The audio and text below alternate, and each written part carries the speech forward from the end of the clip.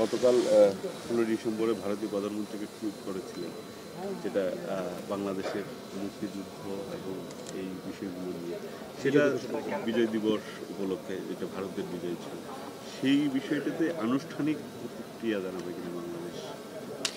সেটা foreign ministry যিনি দেখছেন, ফরেন উপদেষ্টা উনি বলতে পারবেন। বিষয়টি আপনি কিভাবে দেখেন স্যার এই ধরনের? আমি এখন তো ব্যক্তিগতভাবে কোনো কিছু দেখি না, তার কারণ হচ্ছে যে ব্যক্তি পর্যায়ে যখন ছিলাম তখন তো বলতে পারতাম।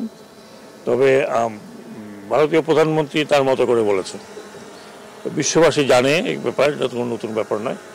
আজকে 52 বছর হয়ে গেছে। হ্যাঁ, এই 16 ডিসেম্বরের এবং এই 9 মাসের যুদ্ধ কিন্তু বাংলাদেশের যুদ্ধ। আমি শুধু এটুকু মনে করি যে এটা আমাদের যুদ্ধ, আমাদের প্রাণহানি হয়েছে, আমাদের মা বোনেরা সম্ভ্রমানি হয়েছে, এবং 9 মাস আমাদের দেশ একটা বড় ধরনের বলবো রক্তপাতের মধ্যে ছিল। আমাদের যারা মুক্তিযুদ্ধ করেছেন, প্রাণ দিয়েছেন, শহীদ হয়েছেন, তাদের প্রতি আমরা সবসময় শ্রদ্ধা জানাই।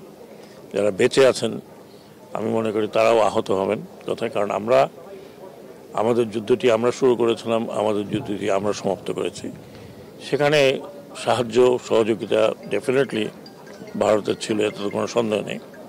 আমরা সেটাও স্মরণ করি এবং সবসময় স্মরণ রাখবো একটা ফ্রেন্ডলি কান্ট্রি হিসেবে।